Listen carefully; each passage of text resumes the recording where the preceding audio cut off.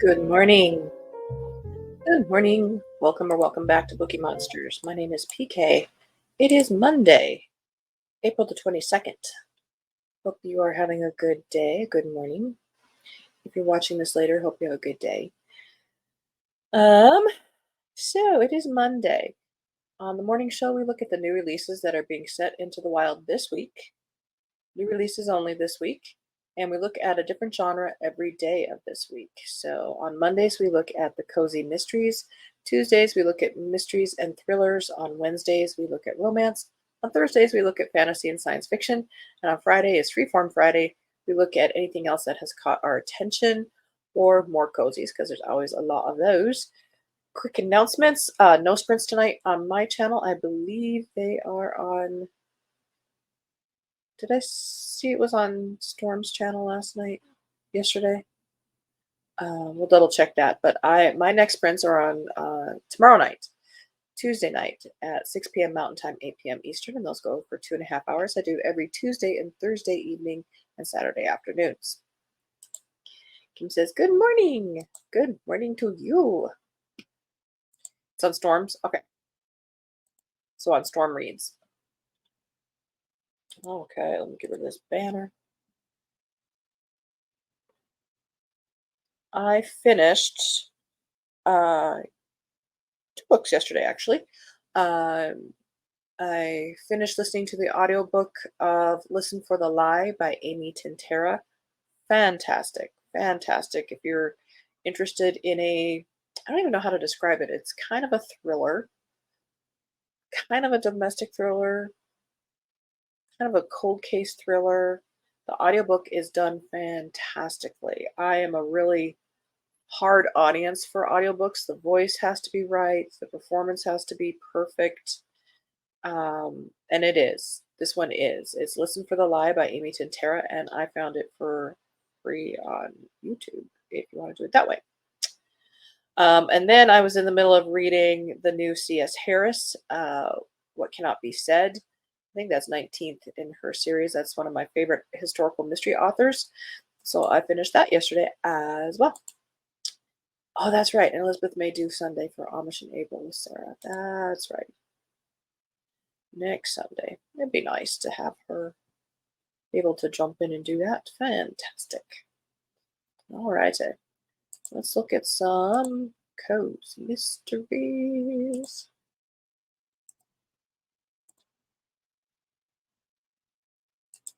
That. I hate it when it does that. I don't know what it does on your side because I'm in the middle of a transition. But it goes black for a second and I panic. Mr. and Mrs. Wilmot Investigate by Margaret Holbrook. Edward Wilmot is looking forward to relaxing, spending some time in the garden. In other words, he's looking forward to the quiet life now that he is retired. One person who Edward Wilmot has overlooked in all this planning is Millie, his wife of nearly 40 years. They do that. Millie thinks they should do more things together now that Edward has time on his hands, and Millie's ideas are nothing like Edward's, as he soon discovers.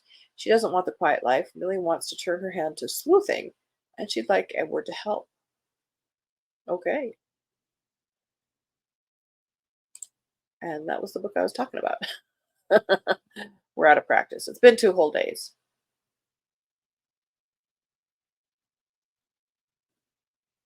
And apparently there's a dog.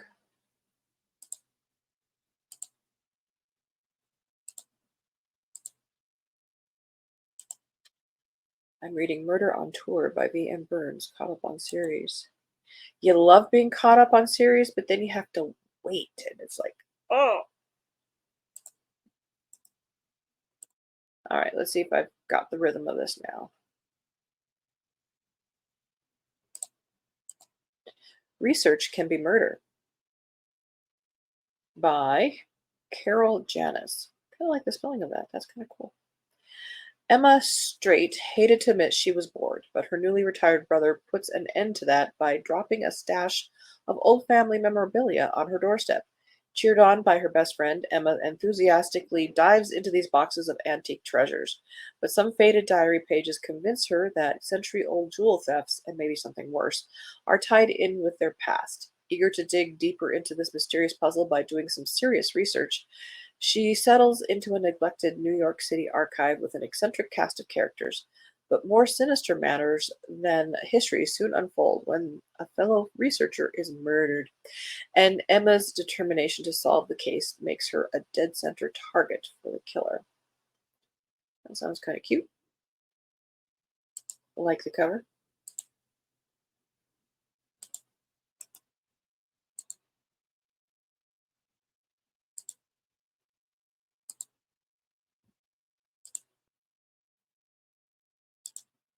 Jealousy, Jitterbug, and Murder, a Stacey Maroney mystery number 10 by Krista Nardi.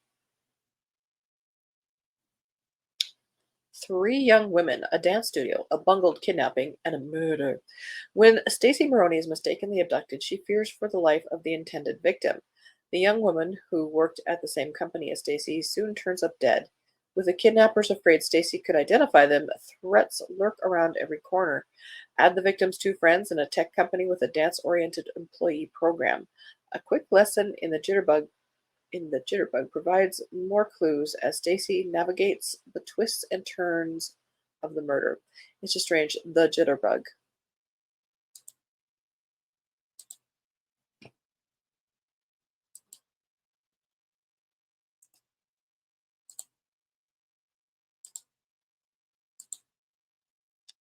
24 Carat Murder. Carrot as in the vegetable. By Heather Marie Reeves. Fourth in a Holiday Cove mystery series. Spring has sprung in Holiday Cove, and the Easter Bunny is bringing murder and mayhem. Charlie Flynn and her friends are back in the last book of the holiday. Oh, this is the last book. This will be their most hair-raising adventure yet. Charlie Flynn has never been good at change, and she's doing her best to roll with the punches. When her new assistant is found dead at the old abandoned high school she's renovating, this might be the punch excuse me, that knocks her out. Even though there is no sign of foul play, Charlie is convinced Nicole Marin's death is a murder. All the information Detective Riley Webb has to go on is the witness of a young girl found at the scene, but she's got secrets of her own. The girl's story brings up painful memories from Charlie's past that she's forced to confront. To make matters worse, Andy Brock is back in town. Can Charlie trust him one more time, or will he break her heart for good?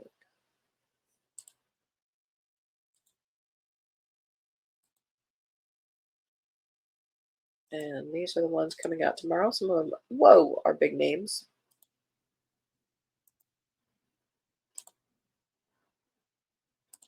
Sorry, copies required.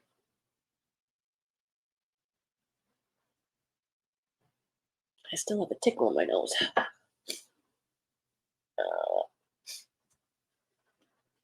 Murder Most French by Colleen Cambridge. I've read her other series, but I've not jumped into this one yet. Second, in American in Paris Mysteries. Post-war Paris is surging back to life, and its citizens are seizing every opportunity to raise a glass or share a delicious meal. But as American expat Tabitha Knight and chef-in-training Julia Child discover, celebrations can quickly go awry when someone has murder in mind. The graceful domes of Sacré-Cœur, the imposing Cathedral of Notre Dame, the breathtaking Tour Eiffel. Paris is overflowing with stunning architecture, yet for Tabitha Knight, the humble building that houses the Cordon Bleu cooking school where her friend Julia studies is just as notable. Tabitha is always happy to sample Julia's latest creation and try to recreate dishes for her grand-père and Uncle Rafe, whatever. The legendary school also holds open demonstrations where the public can see its master chefs at work. It's a treat for any aspiring cook until one of the chefs pours himself a glass of wine from a rare vintage bottle and promptly drops dead in front of Julia, Tabitha, and other assembled guests. It's the first in a frightening string of poisonings that turn grimly personal when cyanide-laced wine is sent to someone very close to Tabitha. Say, I have read. What do you mean not found?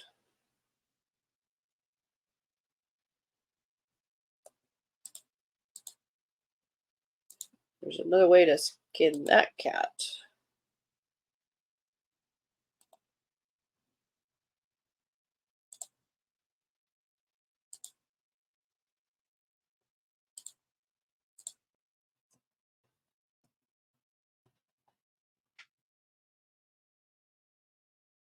Or it doesn't exist anymore. It does not exist anymore. Okay. Well, we tried.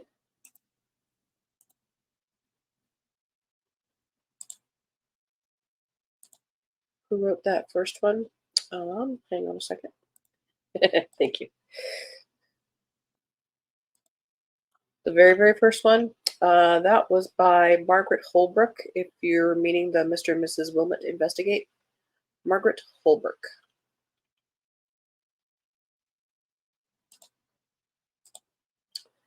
Forbidden Relics, a classic murder mystery novel, Matthew Paine Mystery Book number 6 by Lee Clark.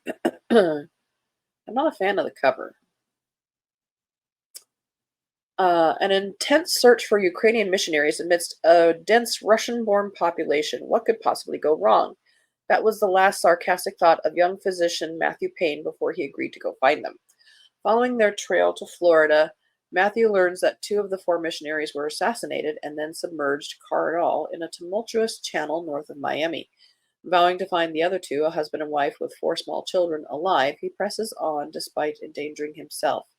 A decades-old leather notebook containing Cold War secrets, a shrouded covert distress message from a deceased KGB agent, and spies impersonating pastors. Add chanting Byzantine monks, and none of it makes any sense. What is the common thread, and who would be driven to murder for any of it? Matthew refuses to believe the missionaries are involved, but could he be dead wrong? Maybe it's personal, perhaps it's political, and have treasure brokers become ruthless killers? Is Matthew in their crosshairs? Can stop those questions? Can he bring the endangered missionaries to safety before he becomes the next target? Read it. Oh, so many questions so early. Back off, dude.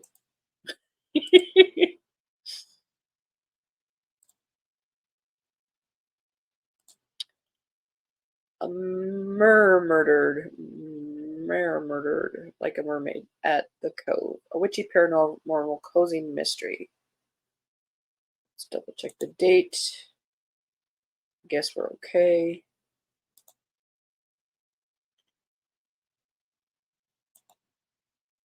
They all sound the same. I'm sorry. Yes, thanks. I was spelling Wilmot wrong. Okay. Yeah, that was a cute cover. This is by S. Usher Evans. First in the Witch's Cove, Paranormal Cozy Mysteries. There are like 100 of them out there now. A hapless witch, a dead mermaid, and a beachside bar with money problems. What else could go wrong? I don't know. Joe Maelstrom's avoidance problems hit an all-time high when, after weeks of dodging her grandmother's calls, she got a text that Big Joe had died suddenly. Now back in Eldred's Hollow, a supernatural haven on the Gulf Coast of Alabama, Jo is forced to reckon with her past and the severe lack of magic that sent her running in the first place. Her grandmother's bar and marina, Witch's Cove, is in some dire financial straits, and there are more than a few people with ulterior motives itching to take it off her hands. But when the leader of the local mermaid clan washes up dead on the shore, they are real mermaids, I guess. Jo finds herself embroiled in the question of who and why, and does it have anything to do with her own grandmother's mysterious death? Probably. Death at the Doorstep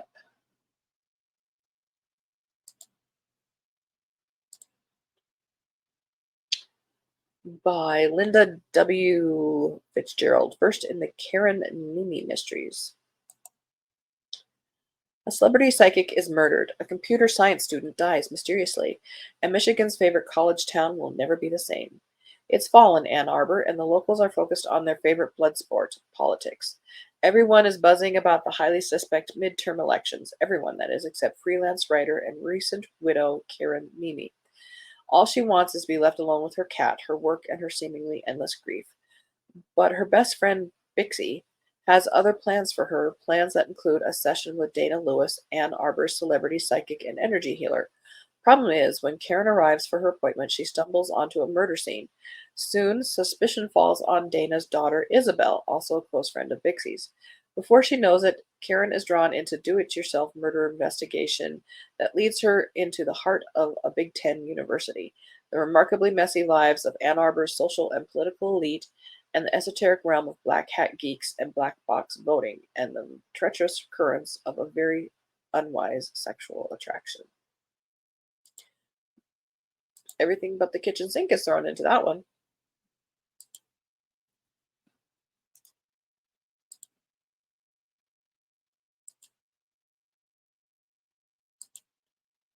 Double Espresso Deception by Agatha Frost, 10th in the Claire's Candles Cozy Mysteries. This is April 30th, which would be more next week.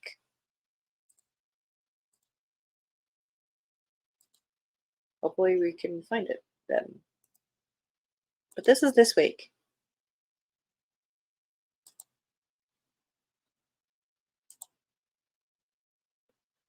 A twinkle, a twinkle of, you want to say twubble.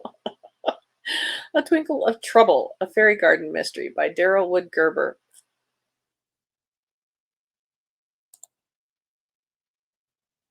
Carmel by the Sea garden shop owner Courtney Kelly sees things others can't, like fairies and hidden motives for murder. That's an interesting combination of talents. Courtney is delighted when her tiny friend Fiona returns from the fairy realm, appearing at the base of a cypress tree.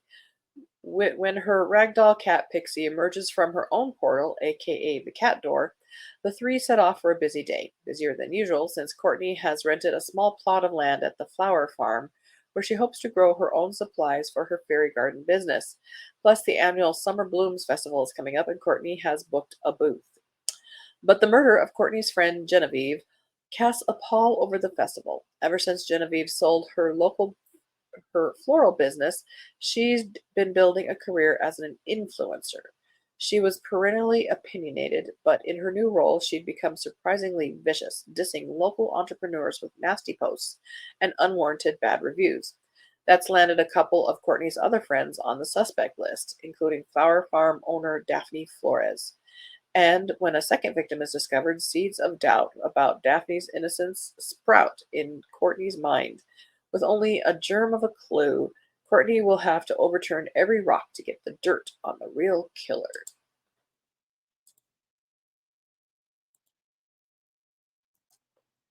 Oh, yeah, they're considering that a cozy. I don't think so. We're gonna do a little leapfrog there.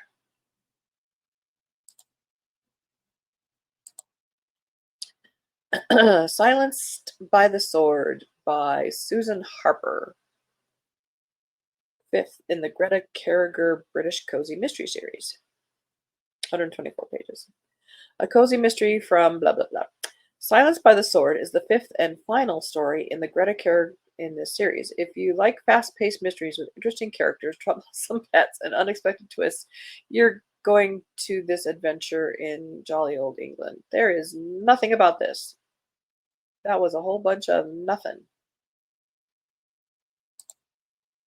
And with that nothing, you expect somebody to say, yes, I'm absolutely intrigued. I want to read this. No. Bizarre. I mean, some of these go on way too long and give away the plot, but goodness. There are a lot this week that look good. Yeah. I like this. It's good to have options and be intrigued.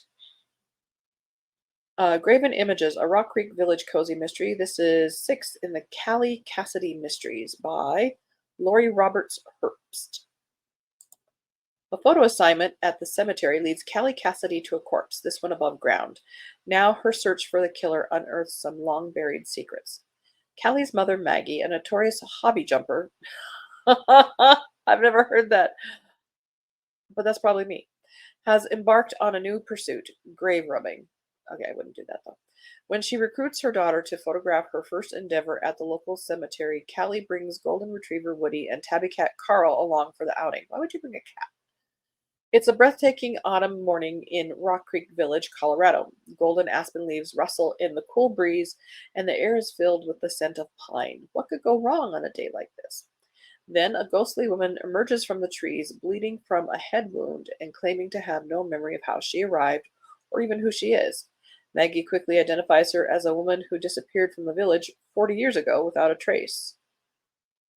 Okay.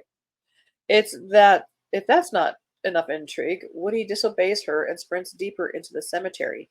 When Callie catches up to him, he is sitting sentinel at the tombstone of a recently deceased villager, and behind the stone, a man lies on the ground with a pickaxe jutting from his neck. Ew. Callie recognizes him as the low level mobster who has been dating her best friend Tanya's mother, and they've been having problems. Did Tanya's mother kill the man? Not with an axe. Could it have been the mysterious woman, or maybe someone with ties to his crime family?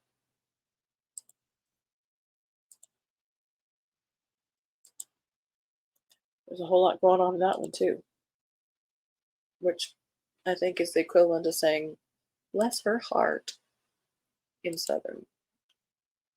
Now, this cover has me intrigued. A Corpse in the Castle, fifth in the Polly Pepper series by Richard Tyler Jordan. Do you see this blurb here? What if Carol Burnett had starred in Murder, She Wrote? Hollywood icon Polly Pepper receives the ultimate tribute when she inherits a rundown English castle from a devoted fan. But a fan bequeathed a castle? But owning a castle is no fairy tale, especially when it comes with a resident ghost and a murder investigation. Polly's dream of turning the castle into a lucrative tourist destination and upscale wedding venue hits a snag when the loathsome housekeeper, Gwelyn Clog, is found dead in the larder. The police write it off as a heart attack, but Polly's convinced there's something more sinister at play. With the help of her sassy maid Tiara, her adult but still living at home son Tim, an arrogant cat named Mr. Boots, and a cast of curious characters from the village, Polly sets out on a heart-pounding and hilarious quest to uncover the truth and catch the killer before she becomes the next victim. We gotta see what the first one looks like. I love those covers. A Talent for Murder is the first one. Huh. I am intrigued.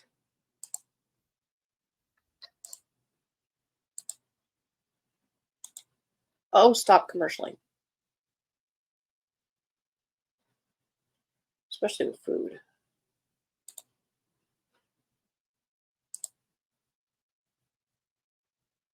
All righty. We're going to end the morning with chocolate, as one should. Okay, dokie. Well, that's the start of the week. We'll be looking at more cozies throughout the week if the pickings are slim in the other genres, but we'll definitely be looking at them again on Friday. There's always a lot. Tomorrow we'll be looking at mysteries slash thrillers. So I have not peeked ahead, so I don't know what if it's if there's good selections or not. Last week we had a bunch, and there were some big names too. So we shall see. Again, no sprints tonight on my channel. They are on Storm's channel, Storm Reads. We'll be here tomorrow night at 6 p.m. Mountain Time, 8 p.m. Eastern. Otherwise, again, tomorrow morning, looking at mysteries and thrillers. Hope you have a good Monday. Please take care of yourself. Read good books because that's what they're there for. They're not there for you to suffer through. They're there for enjoyment. If you're not enjoying it, it's okay to set it aside. It's just not the right time. It's okay. And have a good day. You too, Kim. Thank you so much. As the banner says here, don't be a bookworm, be a bookie monster. Have a good day and God bless.